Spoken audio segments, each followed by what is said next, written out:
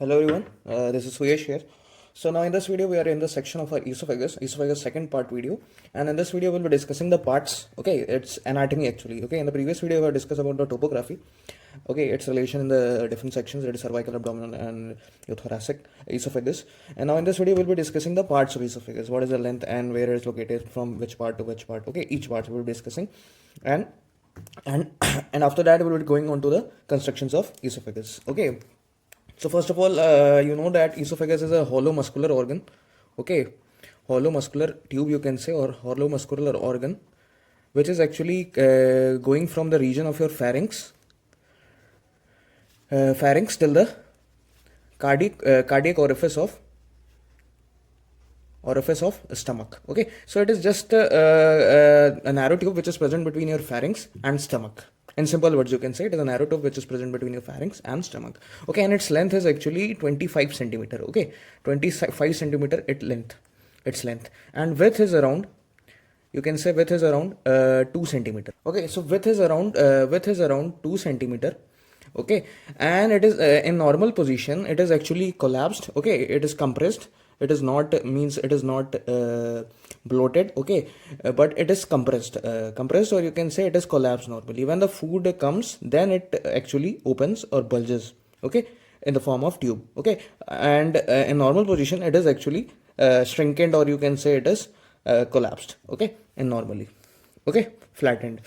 Okay, so this is the actually basics for this, and it is and it's actual it is actually starting from the level of C6, that is the lower border of cricoid cartilage, cricoid cartilage, where your pharynx actually ends and your esophagus begins, and till the you can say till the level of your T10 vertebra. T10 vertebra, when it is piercing your diaphragm, that is there is an opening called as esophageal hiatus in the diaphragm, from where the esophagus actually inserts or goes inside your abdominal region. So that level is actually at the level of your T10. Okay, when it pierces diaphragm. Okay, and after that it reaches your cardiac orifice, where it opens into stomach. After that reaches cardiac orifice, and what is the level for this? Its level is actually T11. So T11 it actually opens in the stomach. Cardiac orifice is the opening for the esophagus in the stomach, that is the abdominal esophagus. Okay, so this is the basics for esophagus. Now come to the parts of esophagus. So it has actually three parts. You will be familiar with that. First one is actually your cervical part. Okay, cervical part, and out of this 25 centimeter, its length is around 4 centimeter. Okay, its length is around 4 centimeter, and it is actually extending from. So in this diagram you can see clearly. So this is the esophagus. Okay, this dotted one is your pharynx, which is continuing as your esophagus. Okay, and esophagus is further inserting the stomach. This is your stomach. Okay, stomach cut portion, and here it is your cardiac orifice. This portion is your cardiac orifice, and it is the opening, that you can say it is esophageal hiatus,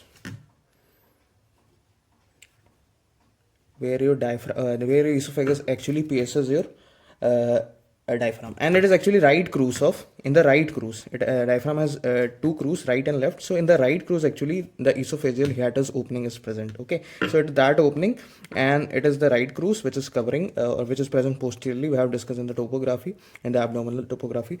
Okay, so it will be present posteriorly. So the right cruise of diaphragm will be present posteriorly, so it is covering. This one is actually your right cruise. Okay, and opening is present here like this. Their opening will be there for the esophagus will be piercing the diaphragm.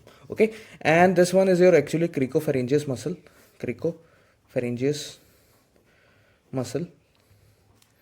Okay, cricopharyngeal muscle is the second part of your inferior constrictor muscle of the pharynx. Pharynx has two muscles. Inferior constrictor is divided in two muscles, that is thyropharyngeus and cricopharyngeus. So cricopharyngeus is actually present at a level of C6 to the lower border of, because it is inserted to the origin is from the cricoid cartilage. Okay, cricopharyngeus, and inserted into the pharynx. So pharynx lower border of C6. Okay, that is cricoid cartilage. Okay, now this much is clear. So this is a cricopharyngeus muscle. Okay, from where your esophagus actually begins. This is a level of C6. I have told you C6 your esophagus begins. Okay, now these are the parts. Now cervical we have discussed. Now cervical actually starts from the lower border of C6 vertebra, lower border of C6, you can say lower border of cricoid cartilage, and extends till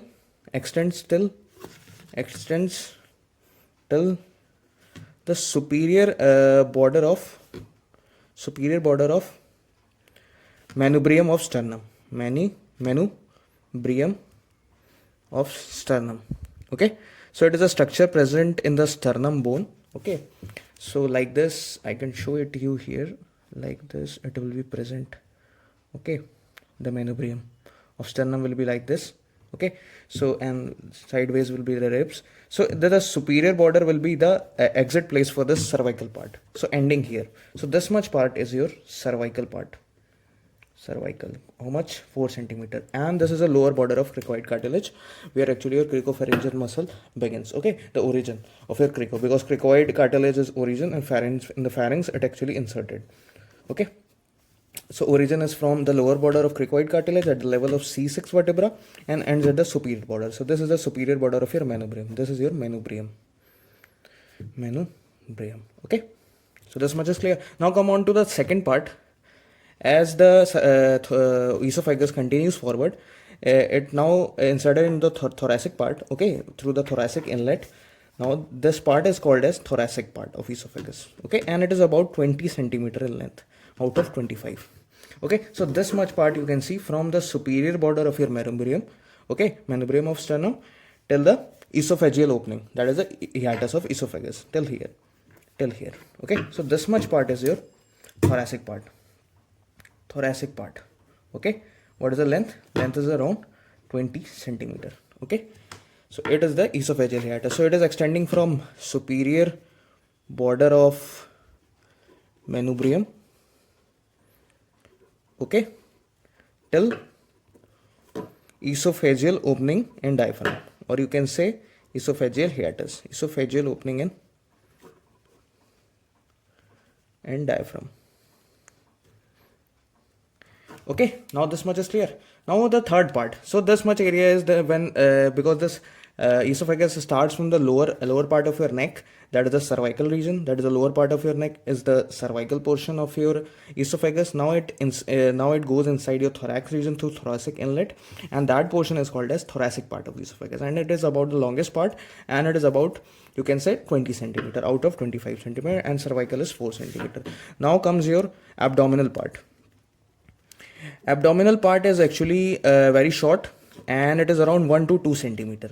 So after inserting your esophageal hiatus here, now esophageal has inserted into the diaphragm. There is an opening, and now it has reached the abdominal region. So that part, this much part, from the esophageal hiatus opening till the cardiac orifice. Okay, cardiac orifice. So this much area. This is the cardiac orifice, the opening for esophagus and stomach, and this much area is your abdominal part of esophagus. Okay, and it is about 1 to 2 centimeter.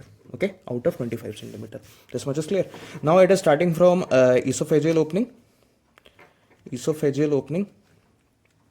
in diaphragm.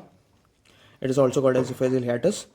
Esophageal opening till cardiac orifice of stomach. Cardiac orifice of stomach, because it opens in the stomach in the cardiac part. Okay, it is a fundus, it's cardiac. Okay, and below that body, and after that is pyloric. That is we will discuss in stomach. So it is a cut portion. So just you have to remember this much part. This is a topography for your abdominal part. Now for the extra knowledge, you should also remember the curvatures. Actually there are two curves in the esophagus. So first curve is actually when it is in the cervical part.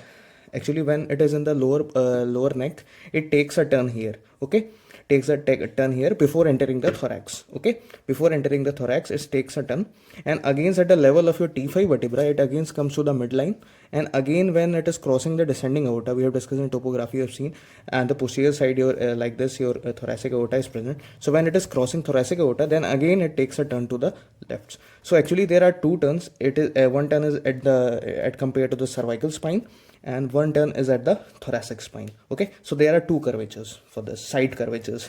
First it turns left here, again becomes on the midline, comes on the midline, and again turns the takes the turn to the left at the level of your thoracic spine. Okay, so I think this much is clear. This was the parts of esophagus and esophageal anatomy. Okay, now we'll moving on to the constructions of esophagus. Okay, so constructions are actually the parts which are obstructing the esophagus. Parts obstructing the esophagus. So that parts are called as the constructors of esophagus. So according to the classification, we have four constructors. We have four constructions areas in esophagus. Okay, so first area is actually your pharyngoesophageal junction, where actually your esophageal is starting. Okay, so it is called as pharyngoesophageal junction. So it is the first construction. Okay, first, and it is present at the level of your C6 vertebra. So first one is your actually pharyngeal construction. Okay, and it is present at the level of C6. Now second one is you can see it here, upper part is your pharynx, and from here esophagus is opening, and now this is actually the opening which is actually constructed. The esophagus is constructed by this part. Okay, so this is called as what is the level for this pharyngeal construction is actually pharyngoesophageal junction. Okay, now next is it is constructed by the arc of aorta. Arc of aorta comes in front of esophagus. You can see this is arc of aorta. So this is the second construction, and it is present at a level of your T4. So it is now compressing this esophagus, pressing from the anterior side. Okay, so arc of aorta. So arc of aorta is aortic construction. So it is present at the level of your T4. Now comes your tracheal bifurcation, which is present just below your arc of aorta. So tracheal bifurcation, it is actually compressed by tracheal bifurcation. Third construction. Tracheal bifurcation. In tracheal bifurcation, it is actually constructed by your left bronchus, especially by left bronchus. Okay, and it is at the level of your T6. So third one is your actually tracheal bifurcation. Tracheal bifurcation at the level of your T6. Okay, now comes your esophageal hiatus. Okay, so esophageal opening, esophageal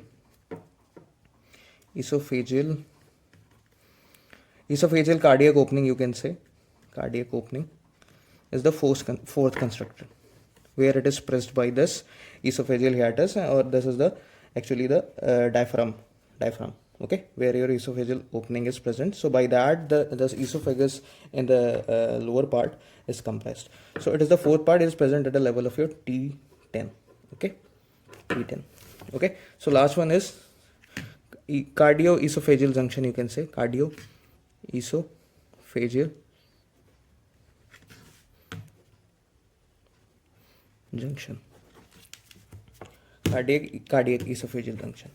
Okay, so it is present at the level of your T10 or esophageal hiatus,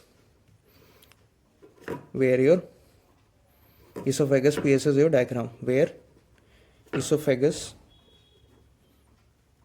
pierces the diaphragm. So there it actually compressed by the diaphragm. There it is, the esophagus is compressed by the diaphragm. Okay, so I think this much is clear. So this was the constructions for esophagus. So for the clinical significance for this construction is the problem which these construction actually creates in esophagus is this. These are the prominent sites for cancer. These are prominent sites for cancer, for carcinoma of esophagus. and they are also creates problem in the obstruction of foreign subjects which are by mistake swallowed by the person. So there can be a stagnation of those particles in this esophagus due to this constructions. Okay, and third one is your they create problem in the insertion of gastric tube, creates problem in insertion of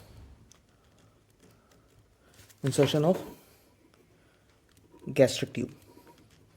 Okay, so this is the basic clinicals. These sites are prominent for carcinoma and creates problem in the insertion of gastric tube. So because gastric tube when goes inside, when through the mouth, when a nurse inserted this gastric tube in the patient, so these constriction, these positions, the levels of these esophagus creates a problem in inserting that gastric tube till the in the stomach part. Okay, so that is why we have constrictions. The reason for constriction is that, and these are the four constrictions. And for by combining, you can also say that it is aortic tracheal constriction, arc of aorta and trachea bifurcation. You can by combine, you can also say it as one, but I will say in some books it is four, and in some books they consider this as one, the arc of aorta and tracheal bifurcation.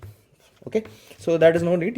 Everything is contained. Okay, everything is covered. So just the number is different. In some books they are 3, and some books they have written 4. Okay, so no need. There's no problem with that. So this was actually the parts and the constructions of esophagus. Thank you. So do like, share, and subscribe the channel.